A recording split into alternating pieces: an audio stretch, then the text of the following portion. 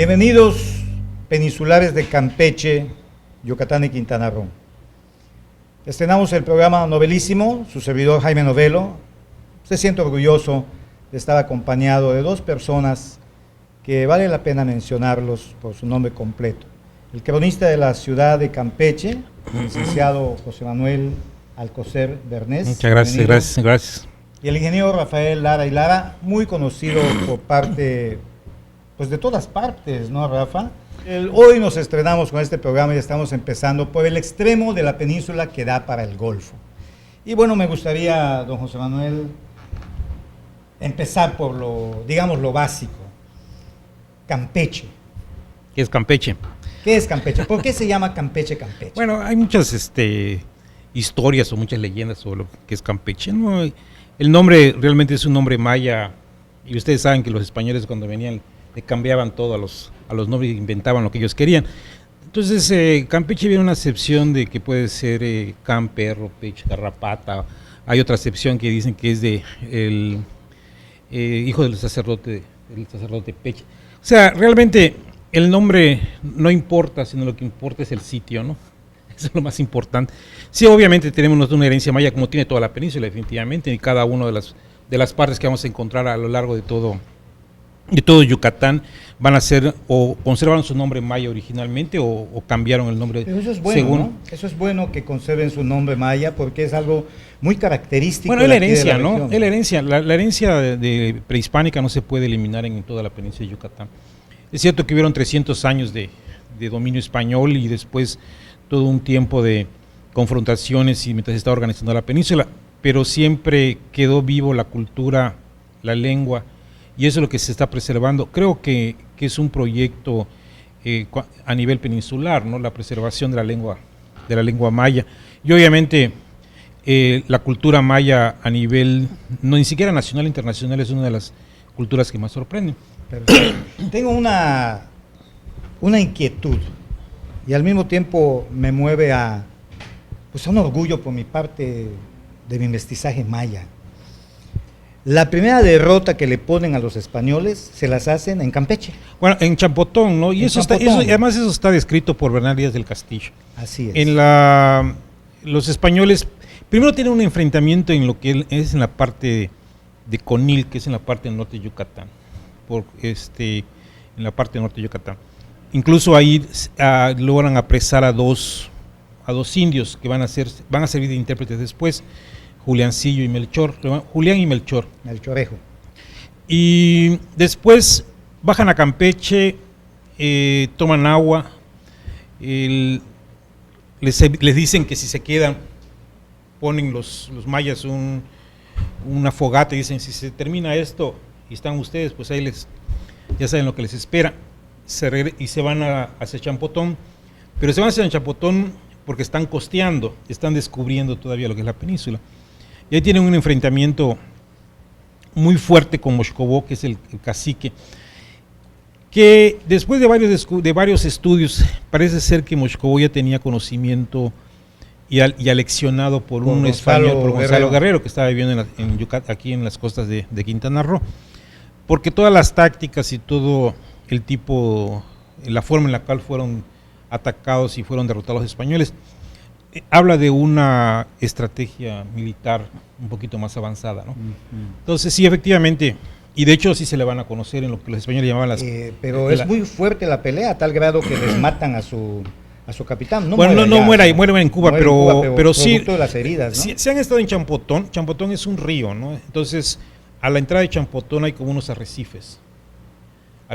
Y parece ser que lo que hicieron los indios mayas inteligentemente fue precisamente llamarlos y encallan en los arrecifes. Entonces, pues ahí se van sobre ellos, ¿no? Entonces, sí, definitivamente fue la primera derrota con los españoles. Y aquí habría que marcar algo muy interesante, ¿no? Los mayas, a diferencia de los náhuatl, que son en el centro del país, o los aztecas, ellos sí sabían que los españoles no eran dioses. Y acá podemos marcar nosotros una diferencia, por ejemplo, en la conquista, ¿no? La conquista de México con los aztecas, que eran un pueblo súper avanzado, con una gran estrategia militar, con con más de 50,000 gentes, y los españoles eran 3,000. 3 años dura la guerra contra los aztecas y los derrotan, del 1517 a 1521. La conquista de los mayas oficialmente dura 20 años. Extraoficialmente es hasta 1778. Estamos hablando del siglo XVII. O sea, porque los mayas nunca se dejaron vencer por los españoles.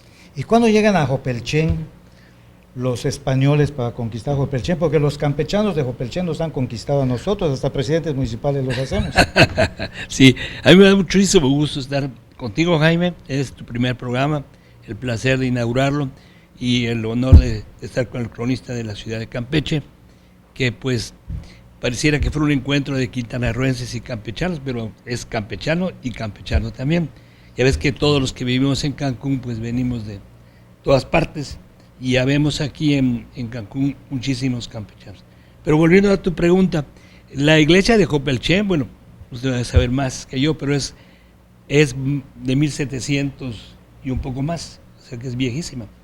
Entonces ya había llegado ahí los españoles, ¿no? Y ¿Puedo mencionar algo? Sí, Bueno, sí, como no. Bueno, el que está hablando de la iglesia del siglo XVIII. Lo que pasa que los franciscanos son los que evangelizan todo Yucatán. Pero terminando el siglo XVI... Bueno, buena parte de México, ¿no? Se llegan hasta una San gran parte, Francisco. sí, pero ellos se van a encargar de la evangelización de todo Yucatán. Pero cuando pierden a final del XVI el derecho, vamos, porque entra otro tipo de iglesia, no de frailes. Entonces ellos van a empezar... ¿Otra orden religiosa? No. La iglesia está dividida en dos, ¿no? O sea, los que forman parte de órdenes religiosas como los jesuitas, los franciscanos, los dominicos, y los que son que dependen de un obispo, ¿no? Los que son curas. Okay. Cuando entran los curas que no pertenecen a ninguna orden y los franciscanos son desplazados de la evangelización, ¿qué es lo que hacen inteligentemente? Por eso, para respuesta de su duda o su De mi pregunta. de su pregunta, De tú, ¿no? crean lo que va a ser la evangelización de la montaña. Se van al interior de la península y entonces van a evangelizar a todos los mayas que están dentro de lo que se considera la montaña, que allá entra Jopelchen. Precisamente Sí. toda esa zona de la Jopelchen? montaña de Chicle y todo lo demás. Entonces toda esa zona es evangelizada ¿Está por los en montaña franciscanos. Jopelchen? Perdón por mi ignorancia. Bueno, Jopelchen tiene 90 metros sobre el nivel del mar. Y hablando de la península, montaña es eso, ¿verdad? Sí. Los cerros son muy ahí los pozos hay muy que poquitos. tener Sí. buena fibra para bueno, sacar el agua, precisamente, ¿no? no sé si usted lo puede superampliar, ¿verdad? Pero Chem viene de pozo. Okay. O sea, Jopel es 5 y Chem pozo. 5 pozos. O sea, que 5 pozos. significa Jopelchen. Sí, y Bolonchen, el pueblo que sigue, es Bolón 9 y Chem pozo. O sea que podemos decir que era más importante Bolonchen que Jopelchen. Pero te voy a hacer una cultura maya campechana. Viene de O sea, tú que también eres de la yucateco, ¿verdad? Por ejemplo, Pues- lo de, ¿sabes la numeración maya? un P, Capé. Capé, Oshpe, Canpe, por eso Cancún es Sí. Can 4 y Sí. Kun, recipiente, insisto en ello. Campé, Ajá. Hopel, Ya ahí me Jopel, quedé, yo Chem. estudié hasta el 4. Hopel 6, 7, 8, 9, 10. No niegas la cruz de tu parroquia, Rafa. No, es que Fabuloso. no sé, después del 5 ya. No sabes. ¿Cómo sigue después del 5? No sé, yo Hopel. no sé. No, definitivamente no. Pero yo tengo una curiosidad y no sé cualquiera me pudiera contestar, ¿no? En el programa anterior, y creo que mejor lo seguimos al corte, porque es algo que amerita una explicación un poquito más larga. Nos vamos momentáneamente al corte y regresamos en unos minutos.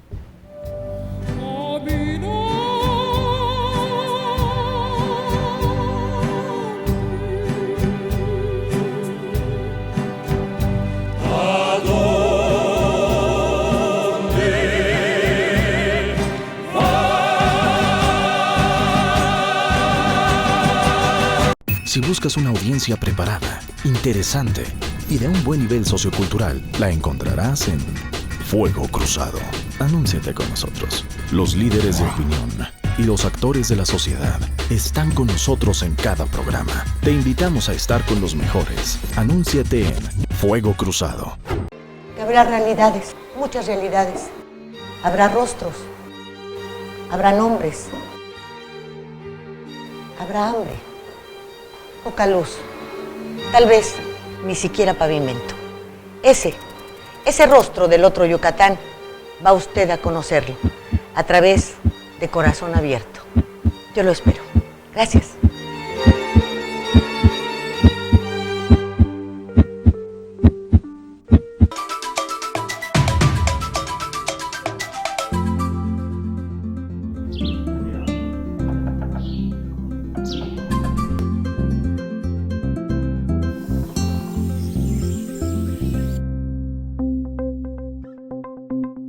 Quintana Roo vive. Hoy te ves muy bien. Todos te voltean a ver y todas se mueren de envidia. ¿Tu secreto? Scissors.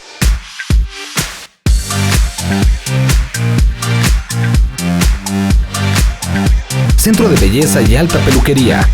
Plaza Bonampak 45, local 6. Aprovecha nuestras promociones. Los líderes de opinión, las personas que hacen los cambios y los actores de la sociedad están con nosotros en cada programa. Te invitamos a estar con los mejores. Anúnciate con nosotros. Estado de los estados.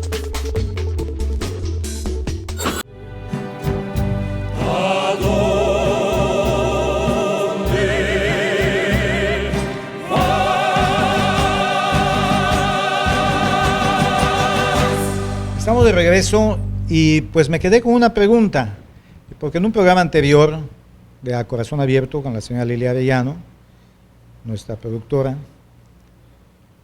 hablábamos de los modos del habla de los peninsulares, especialmente los yucatecos, y que glotizamos cuando hablamos. Hay quien dice que hablamos aporreado. He escuchado que alguien, cuando le hicieron la observación, dijo, cuando le preguntaban, ¿por qué hablas aporreado? Para que yo te escupa la cara cuando hables. Chistes por el estilo hay muchos, ¿no? Pero, ¿por qué los campechanos hablan diferente si tienen el mismo origen maya, que según los lingüistas es lo que le da la sonoridad al yucateco de esa glotización, por decirlo de manera más eufemística? ¿Quién podría contestar? Bueno, sí, hay una gran diferencia entre lo que es Campeche y Mérida. Vamos, durante la época colonial, tres ciudades son las ciudades más importantes de la península. No, Mérida, que es la capital, Valladolid, que está en el oriente, y Campeche, que es puerto. La característica de ser un puerto, y que Campeche siempre miró hacia el mar, y que la mayor parte de la gente que llegaba a Campeche, o de los colonizadores que llegaron a Campeche, llegaron por mar, hace de que sea un poco diferente, incluso en el habla. Todos los estudios que sean, bueno, si nosotros estudiamos la historia peninsular, vamos a encontrar siempre Campeche como un puerto abierto. A diferencia de una ciudad cerrada, o dos ciudades cerradas, o en este caso una villa, como es la villa de Valladolid y la ciudad de Mérida, son ciudades cerradas, dentro de un contexto, y además también hay que ver quiénes son los que colonizaron, o quiénes son los que habitaron Mérida y Valladolid. En Valladolid en Mérida es el poder político, el poder religioso. Pero la cultura entraba por Campeche y también el comercio, sí, ¿no? totalmente. O sea, en aquel entonces no había aeropuertos, no había... Todo entraba por Campeche, definitivamente, pero eso precisamente lo hace diferente. Esta apertura que tiene y el contacto con gente diferente. Mientras que Campeche son armadores, son comerciantes, en Mérida viven los beneméritos, que le llamaban, que eran los conquistadores o los hijos de los conquistadores, que hacen una sociedad muy cerrada, lo mismo, y encomenderos, que lo mismo sucede en la zona de Valladolid. Campeche no tuvo encomenderos, o si tuvo 2 o 3, el resto eran comerciantes. Gente dedicada a la exportación e importación de productos, al comercio, y obviamente este contacto lo vamos a ver nosotros, y de ahí se va a ver muy marcado después en el 19 con estas diferencias políticas. Bueno, pero nos íbamos a la manera de hablar. Sí, precisamente O por sea, eso. es esa influencia Es la de lo influencia extranjero. externa. La influencia externa.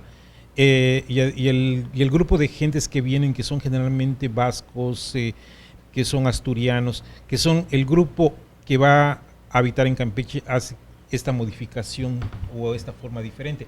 Y además, como puerto, a veces nos comemos las heces, ¿no? Que es una cosa curiosa, ¿no? Veracruz, los cubanos también, sí, puertorriqueños. entonces, ese tipo de forma viene de esto. En cambio, si ustedes ven un plano, bueno, en Campeche tiene una forma diferente de hablar, y si nos vamos un poquito pues a Champotón y el Carmen es más algo menos similar, pero si agarramos de Tenabo hacia arriba, es hacia el Dejo Yucatán, porque están más cercanos a Yucatán, entonces sí marca esta diferencia. Pero a ver, ¿cómo estuvo que agarramos este nabo? ¿Cómo está? No.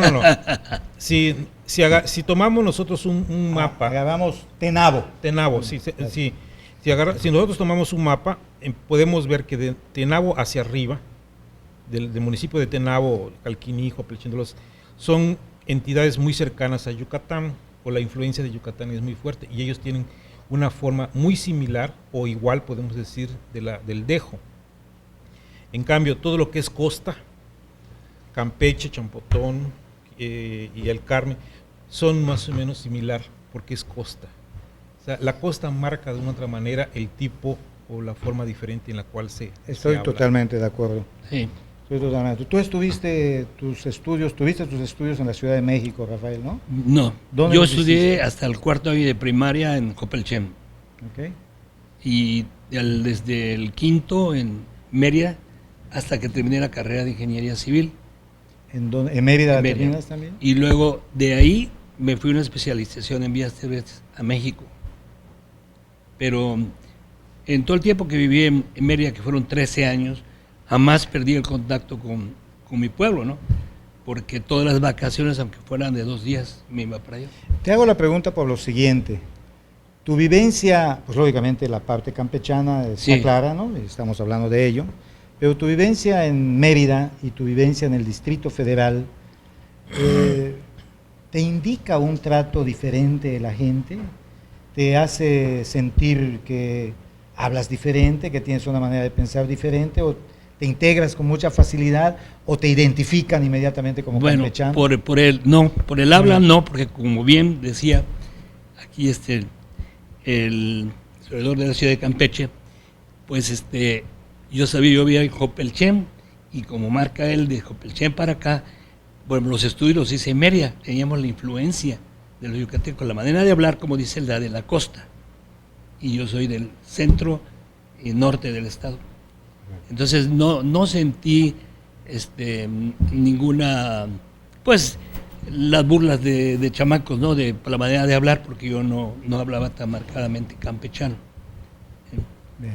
Claro, llegando a estudiar a México, ya más bien la burla era por la manera de hablar como yucateco.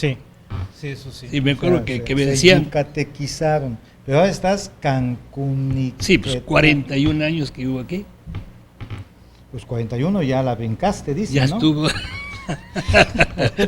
Así dicen. sí, 41 de vivir aquí, entonces... pues, ¿Tus hijos ya son, imagínate. Bueno, todos cancunenses? los trajimos, una niña de año y medio, la otra recién nacida y la otra de aquí. O sea, mi hija menor tiene 39 años, menor. La mayor, pues, Bueno, pues ahí le paramos de explicar, ¿no? Para que No, quede sí, así, ya. si no, doña Mimi se va a molestar. Oye, Rafa, y tú atribuyes a tu carácter campechano, ya yéndome a la afabilidad, a coloquialidad, a esa manera tan fácil de digerir tu carácter, tu paso político aquí por Cancún.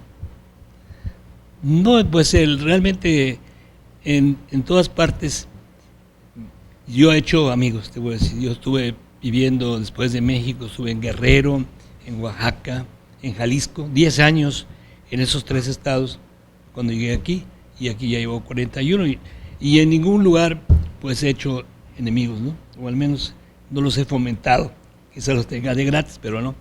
Pero sí, pues yo creo que el temperamento, mi papá era de Copelchen y él sí vivió su niñez y juventud en Campeche. Nació en Copelchen, pero de muy joven mi papá lo mandó a una casa llovera. Ah, la que está frente al parque. Llovera, Es un apellido muy campechano, Sí, ¿no? totalmente. ¿No?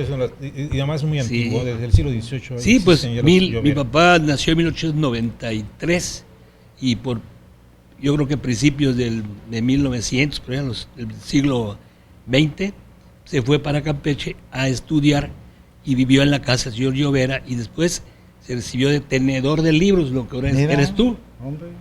Entonces llevaba él las importaciones que De se la casa hacían Llovera. de la casa Llovera. Sí. Llovera Marcín, Sí, era el apellido. ahí estuvo. Y estaba frente al parque. Bueno, estaba frente al parque. Sí, cómo principal. no. La, Por cierto, la casa todavía existe. Qué bonito centro histórico tiene Campeche. No, y además muy maravilla, vivo. maravilla. Muy vivo. Yo no he tenido oportunidad de estar muchas veces allá en Campeche, más que 2. Y sí recuerdo que cuando pasaba por las calles del centro histórico, las casas están habitadas. Bueno, Contrariamente a lo que ha pasado en Mérida, que mucho se ha lastimado con el comercio y se ha abandonado. Bueno, el hecho de que se haya conservado Campeche tiene un carácter económico, fundamentalmente, ¿no? Yo siempre he planteado de que Campeche quedó como un sándwich entre una ciudad como Mérida y otra Villahermosa. Entonces, en Campeche no se desarrolló la industria, no se desarrolló absolutamente nada, a excepción de los comercios que existían, de gente muy trabajadora que vivía en Campeche, pero nunca desarrolló no tuvo un desarrollo industrial, como por ejemplo hay en Mérida, ¿no? De fábricas o otras cosas. Y eso de una otra manera preservó las casas del centro, porque no hubo una modificación en más de 40 o 50 años.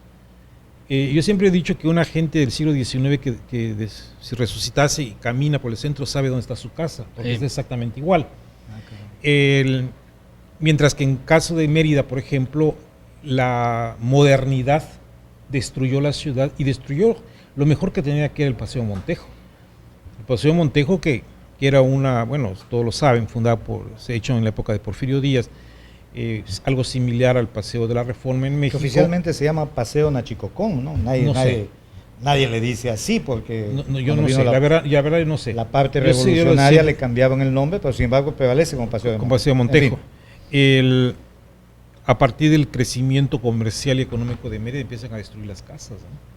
Que no es un fenómeno de Mérida, ¿eh? También el Paseo de la Reforma perdió muchísimas casas porfiristas, pero en Campeche esta preservación hace de que se conserve exactamente igual, y esto permite también de que se le dé el título de Patrimonio Cultural de la Humanidad a Campeche. Que está bellísimo en Campeche. O sea, ¿Cuántas manzanas abarca el No centro sé histórico? exactamente cuántas son, va entre la calle 8 y la 16, entre la 63 y la 51. Es exactamente, ahorita marca lo que rodeaba la muralla, pero ya se ha extendido. Por ejemplo, los gobiernos ya eliminaron todo lo que son cables, postes, desde el barrio de Guadalupe hasta San Francisco. O sea, uno se para desde el centro y puede mirar sobre toda la calle 10 o la calle 12 sin que le estorbe un solo cable Qué bueno. de luz. Y ahora el proyecto actual es hacerlo hacia San Román, hacia el otro barrio, al otro lado, ¿no? Igual, eliminar todo lo que son cables y todo es subterráneo. Entonces va a tener una perspectiva mucho más amplia, ¿no? Fabuloso. y su malecón, olvídese. Bueno, y el malecón es decir que es el más grande, creo que existe Sí. en todo México, ¿no? ¿Sí? Sí, porque se hizo una parte y después el gobierno anterior... ¿Se puede lo maleconear con toda libertad allá? Totalmente. caballero. en buen sentido de la palabra. Por supuesto, ¿no? Yo no hablo más que en un solo sentido, ¿no? Pero mencionabas algo muy interesante, ya me salió el tuteo allí No hay problema. sobre la marcha. Lo de los fuertes son los Fuerte yo. no sé, es cierto, efectivamente. Pero se hablaba al mencionar lo de los fuertes, la puerta de mar y la puerta de tierra, y para el que haya estado en Campeche es una cuestión que evoca A la piratería. a la piratería. Bueno, precisamente lo que estábamos hablando hace rato, ¿no? Del hecho de que Campeche haya sido un puerto y el puerto más importante de toda la península, en donde estaban los comerciantes y en donde estaban las bodegas de los comerciantes. lo hace una presa apetitosa para estos enemigos del mar, ¿no? Que son los piratas. Y claro, también es una historia truculenta, de asaltos, sobresaltos, de ataques piratas, algunos muy, muy sangrientos, como el de Mansbel, como el de Piedepalo, como el de Lorencillo, que resultan, las crónicas son muy interesantes, ¿no? O sea, y además la gente que está defendiendo su sitio, ¿no? Su lugar, defendiendo su Cristo negro. Cuando llegaban los piratas, sacaban al Cristo cargado y lo llevaban a las cuevas a esconderlo. Por eso es el único Cristo que sobrevive desde el siglo XVI. En toda la península muchos fueron quemados, como en el caso de Yucatán, dos que habían negros, dos Cristos negros, que es una costumbre muy del siglo XVI, esta devoción hacia el Cristo negro. El de Campeche es el más antiguo y el que logró sobrevivir incluso a los ataques piratas. Y claro, esto hace la propuesta ya casi a mediados del siglo XVII de construir una muralla de protección, ¿no? Y al terminar la muralla va a encerrar a esta ciudad entre mar y cerros. O sea, la va a encajonar. Entonces, fuimos una ciudad encajonada. ¿Llegaron a Jopelchen los piratas? No creo. Lo más que llegaron fue China. Ataques muy rápidos. Lo más que llegaron fue China. Jopelchen es interesante en la historia durante la guerra de castas. Exactamente. Fue una zona de guerra. Y Jopelchen, hasta donde está Iturbide. Iturbide había un fuertecito. Sí. Marca el límite entre los mayas rebeldes que habitaron todo lo que es Quintana Roo, y los mayas pacíficos que están habitando Jopelchen. ¿Qué tal si, aprovechando la presencia de ustedes, y ya que vamos a tener un siguiente programa con ustedes, posponemos esta interesantísima parte de la charla para nuestro siguiente programa, la cuestión de los piratas, las anécdotas, que hay algunas por allá, y por qué no tocar un poquito también de la guerra de castas, ¿no? Con mucho gusto. Muchas gracias por haber estado con nosotros en este primer programa, y les invitamos a que sigan con nosotros la próxima semana, donde le daremos continuidad a esta parte tan interesante de nuestro México, especialmente de nuestra península, que es Campeche. Muchas gracias.